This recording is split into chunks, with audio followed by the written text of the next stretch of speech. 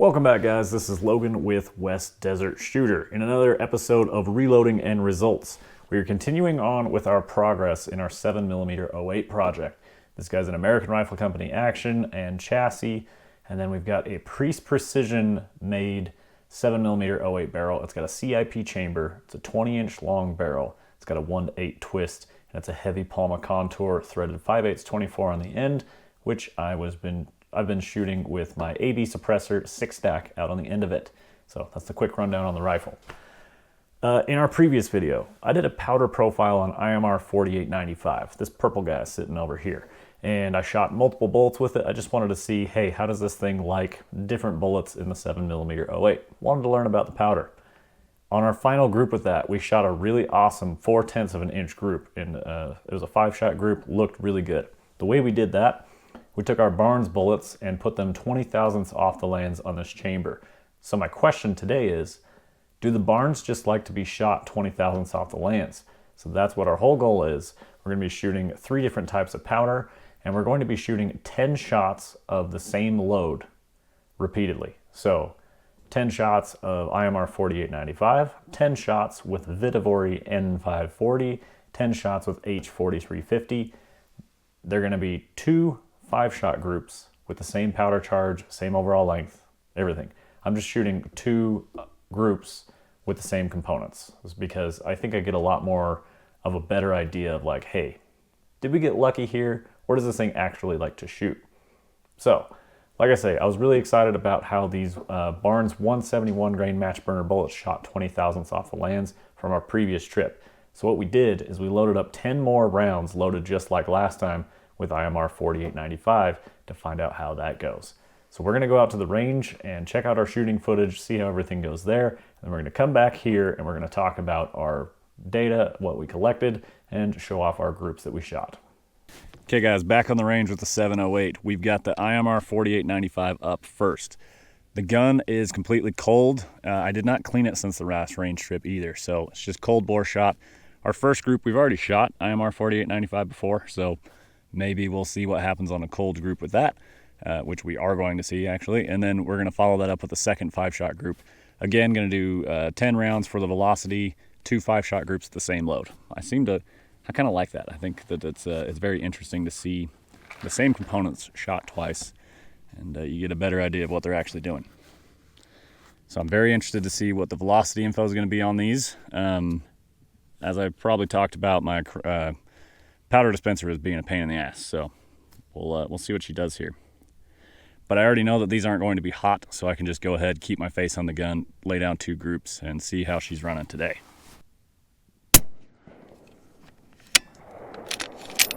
Chronograph's working.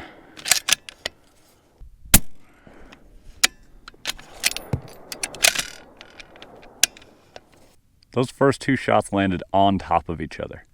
So as far as cold bore is concerned, it's not a concern.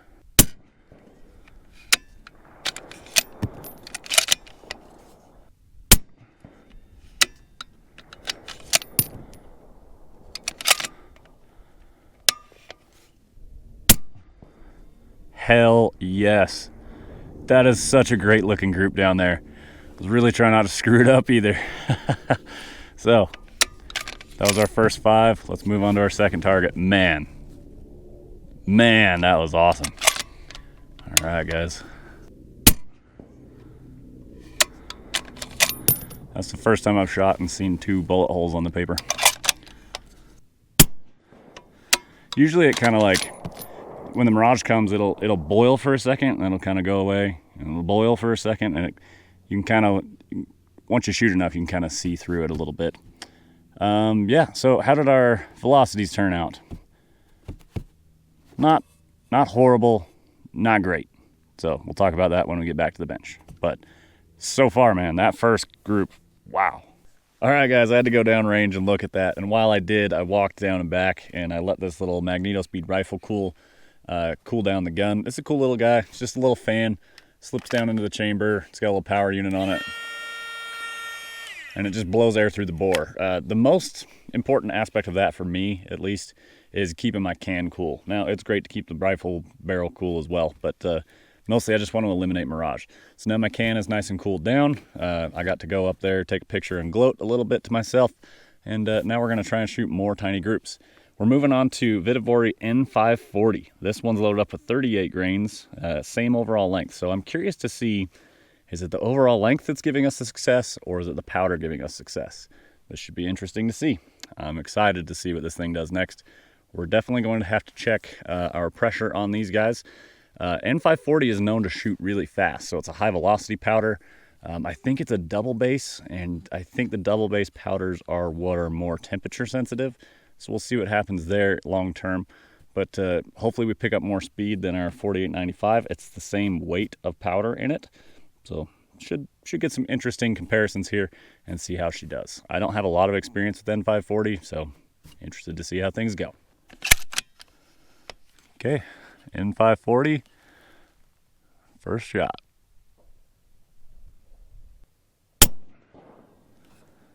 Very similar point of impact, 2377, so actually almost the exact same speed. And let's take a look at it.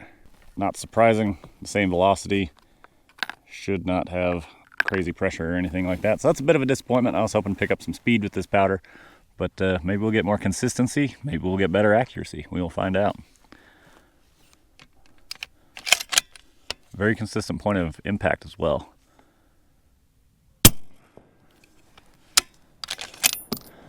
Those two are touching.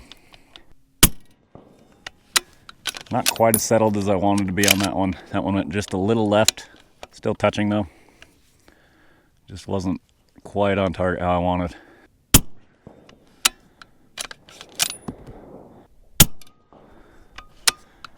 Solid performance coming out of the N540 to start. I can't even quite call it a pulled shot. Just wasn't quite where I wanted it when it first went off. So let's adjust my chronograph screen. Okay, that was a good shot, and those did not even land close to each other. That was interesting.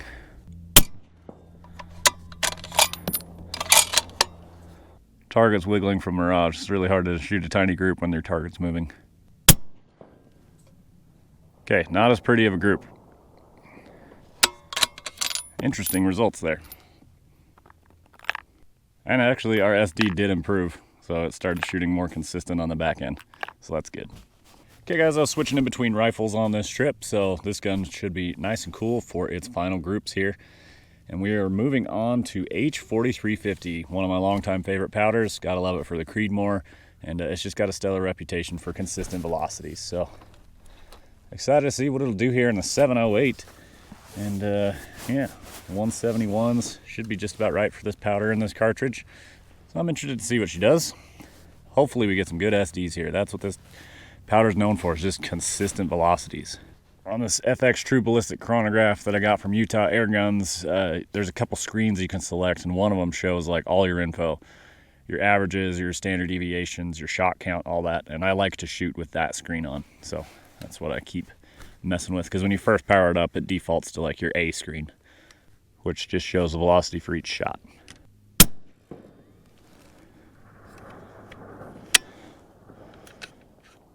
Well, first round has been the slowest we've shot today, but this is not going to be our velocity champion here. So let's lay down and just see if we can at least stack some up.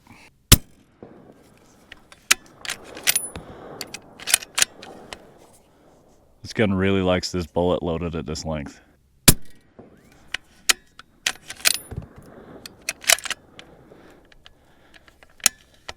Just barely touching on those, but we'll see if we can stack them back up.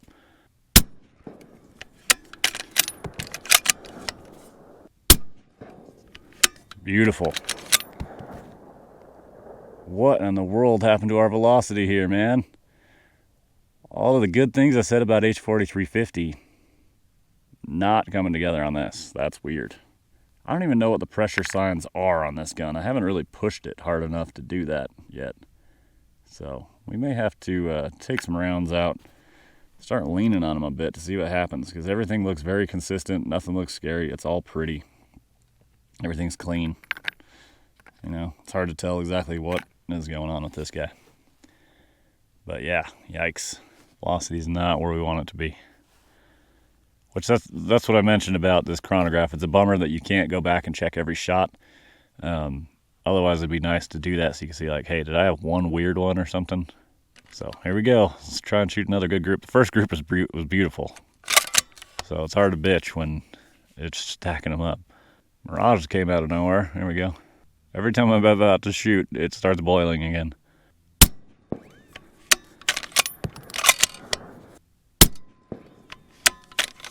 Okay, I am fighting Mirage here, which is a really annoying thing to fight when you're trying to shoot groups. Like, my target is literally just wiggling around like this, and you're trying to figure out where it is.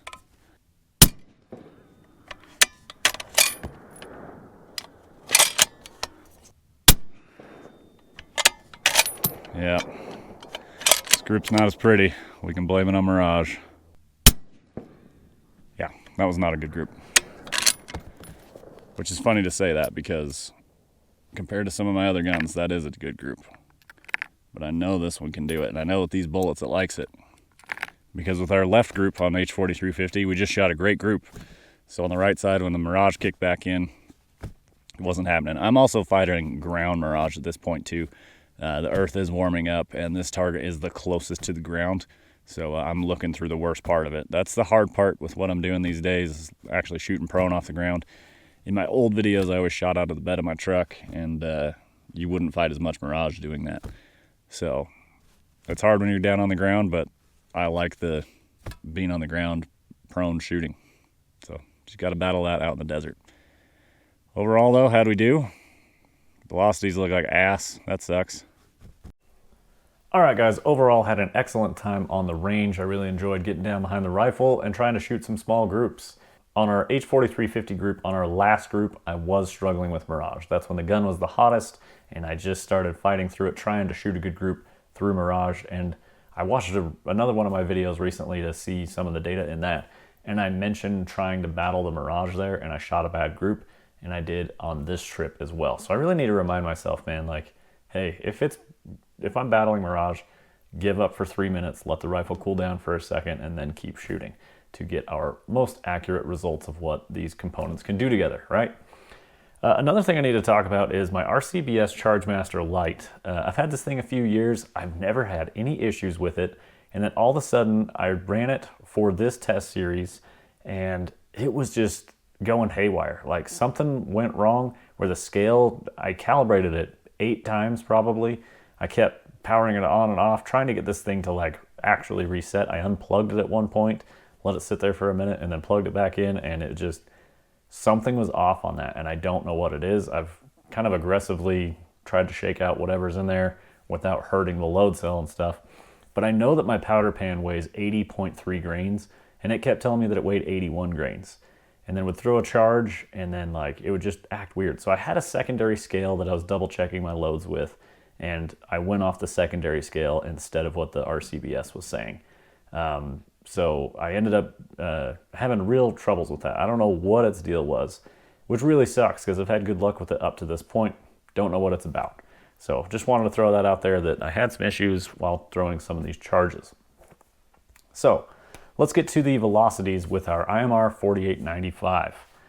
All right, so just a quick recap. It is loaded with 38 grains of powder, an overall length of 2.920. This is going to be dependent on your exact rifle and where your bullet will meet the lands.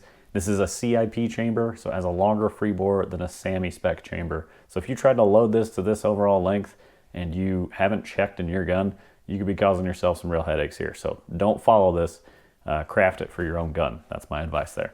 Our velocity that we collected out there across 10 shots, so through 2 5-shot groups, all right, we had an overall average of 2373 and an SD of 17.2. So this is something that I was curious about from that last video that I had made. When it shot a good group in the previous video, I said, hey, it got a good SD one time on this trip. And so I was pretty confident if I just shot this combo more, it was gonna get a bad SD again. And sure enough, 17.2 is not a good SD, especially out of this bolt gun. So it's like, IMR 4895, in my experience, which I've shot, I don't know, 40 rounds of 223 and 40 rounds of 708, or 50 in this case, I still just don't trust it for good standard deviation on velocities. How did it shoot though? We'll get to that in a minute. Yeah, so that's how IMR 4895 did. Moving on to Vihtavuori N540. This guy's a double base powder, and I was hoping to get some crazier velocities out of it. And we did pick up, 50 feet a second or so over IMR 4895 with the same 38 grain charge, same overall length. And velocity on N540 was 2,411 feet a second and SD of 15. So even N540 not getting great SDs here. This is really making me start to wonder about these CCI BR2s that I've got, if those are causing me some bad SDs. So now we get to play with the whole combination of like, well, what happens if I switch to my federal primers that I like and I've shot a bunch? Then it gets into like, well, is that going to mess up my accuracy and stuff? So that's a good test. We should look into this in the future. Maybe these BR2s are not up to par for creating good velocities at the moment. I don't know if that's what's to blame right now. Maybe it could be our neck tension. There's a bunch of stuff we could look into. But currently not getting good SDs with this exact combination. By the way, the brass was brand new Alpha brass over here, 7mm 08. That stuff is super consistent. It's really awesome. I would not blame my brand new brass for bad SDs. Looking forward to getting that stuff now fire formed to the chamber. We've got 30 or 40 more pieces that still need to be fire formed in this gun. I got 200 pieces originally from Alpha, and we've just about gone through that. So excited to have a bunch ready to go. Moving on to H4350. One of my favorite powders for this size short action cartridges, right guys? So H4350 is always a great option. Same overall length, 41 grains of H4350 gave us a velocity of 2354. So this is the slowest of the bunch by 20 feet a second, and gave us an SD of 27 across 10 shots. Now the only complaint I have with this FX True Ballistic chronograph is that I can't see individual shots beyond the last two that I've shot. Like it'll show you the last two, and then if you go to the final screen, it shows you an average. It doesn't let you scroll back and be like, hey, did one of those shots go haywire and screw up the whole group? Because across 10 shots, if I have one that shot low for some weird reason, I would just delete that out. And then like on my magneto speed, you can do that. And then you can get rid of that and it will show you your new average and be like, okay, it should give me this. But this FX True Ballistic does not do that. That's one of my complaints on that chronograph. Outside of that, it collects velocities really consistently. It's not hard to get aimed correctly, and I've never had any problems triggering it with a can on my gun without any external stuff like a lab radar requires. And it doesn't mess with our barrel harmonics like a magneto speed could. I don't know for sure if it does. I never did test back and forth, but if I'm trying to develop a round that I don't want to shoot 100% of the time with a magneto on it, I don't want to have it on the gun while developing it, right guys? So those are our velocities that we collected out there. So great time on the range. Now, how did this gun shoot? Biggest question I had of the day, is this IMR 4895 going to back up the good group that it shot last time? So we lay down behind the gun, cold bore, it was not cleaned. It had some fouling in it from the previous trip. At the beginning of the previous trip, it was clean. So it only had, I don't know, let's see, 30 rounds through it. So 30 rounds of fouling, didn't need to be cleaned yet. We lay down behind the gun, it's cold. I had shot 6.5 Creedmoor, I'd shot 10 to 15 rounds before I shot the 708. I shoot shot 1, okay. Shot 2, hey, that looked like the same hole. Shot 3, this hole isn't moving. Shot 4, same hole. And I'm like, okay guys, let's really not try to ruin this. Shot 5, and damn, it looked awesome from 100 yards. So then I go walking up there and I go check it out. It looks like a 3-shot group, like flat out, this thing shot amazing on this, and it gave us a .210 5-shot group. This is the best 5-shot group I've ever shot. So really happy, great way to start a range trip, get some positivity going, being like, all right, the gun's shooting today, I'm shooting today. Guys, at 100 yards with my little rear bag setup that I've got and a bipod shooting in the dirt, I can't hold better than 0.2 of an inch at 100 yards. Like my crosshairs wiggle as I sit there and wait to shoot. and I try and get it as best I can, but they do move. Like, there's a human heartbeat involved, stuff is going to move, and man, I don't think I can hold tighter than 2/10 of an inch at 100 yards. So that thing was shooting like a freaking laser beam.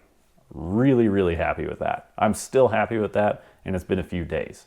But okay, time to back it up again. Let's see if the IMR 4895 still likes to shoot. So we go on to our target number 2. Again, lays down a fantastic looking group. 4 of them are touching, and 1 of them is just outside of that group. Overall, center to center measures out at 0.55 inches.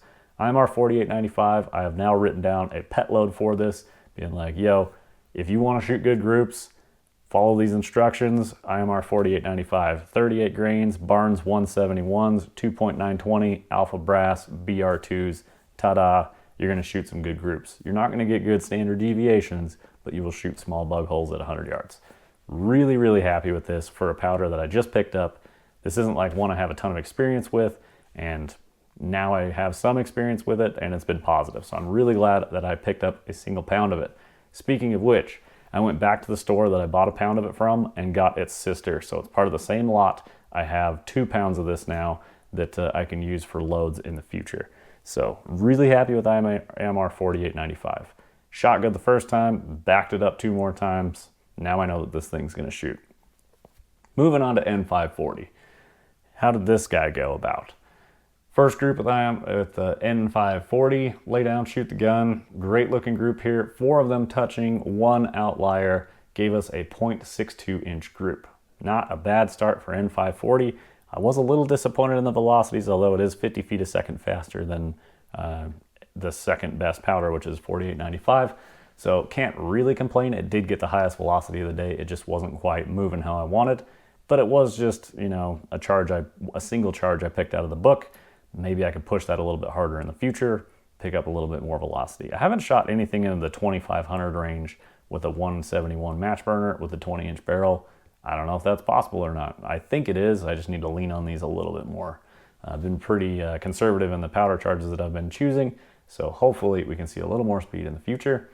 Second group with N540. This one's not as pretty, and I think I say that in the video. It just didn't quite stack them up as well as we've been seeing for the first 3 groups. It's funny to complain about this, but a 0.83 inch group, a little bit disappointing after shooting really, really good groups. So then time to move on to H4350. This is another one that's like, damn, she really put it together. H4350, one of my favorite powders. First 5-shot group, lays it down, a single hole, shoots them into 0.50 inches center to center. So cannot complain about a 1/2 inch group, 100 yards. Yeah, always looks good to shoot a ragged hole. So can it back it up? This is the group that I had some Mirage with. Unfortunately, fighting through that just wasn't able to put as good of a group together, and I shoot a 1-inch group. The final shot was the top one, and without that, we'd be a lot better off, but I'm convinced that it was bad Mirage. I even marked it on the target. Hey man, this was Mirage. Expect better things out of this. So overall though, guys, really, really happy with how this Preece Precision is shooting. 7mm 08. It's not a fancy chamber. It's a CIP chamber. So like if you bought a factory rifle, it's possible it has one of these chambers in it, just so it's a little more relatable to you guys. The gun is custom. The chamber is not. It does have a 1-to-8 twist, but for this weight bullet, you can shoot it with a 1-to-9, no problem. Truthfully, the 1-to-8 isn't quite necessary for what we're doing here, but I did just pick up a new bullet to play with for our next video series, and that is going to be getting into the 180 class bullets in a 708. So if you like really slow, poor velocities with a really heavy bullet that's got a crazy BC, be sure to tune into the next episode. But overall, guys, I am super stoked on how this range trip went. Like, here I am a few days later, I'm still really happy about it, and I think about like the few things that I want to try and improve. Like I say, our SDs need to improve, so maybe we switch primers, see what happens there. That might be a good thing to look into next. But I've also got more bullets to play with in the 7mm, and I've always got my eyes open for other options too. I hope you guys enjoyed the content. I had a great time out there shooting. Definitely let me know your thoughts on the 708. If you've got one, what your pet load is, what are some of your favorite bullets in the 7mm. I'll be sure to check them out and see if I can grab some to get out here for reloading and results on the West Desert Shooter YouTube channel. Thank you guys so much for your time. We will see you in the next one.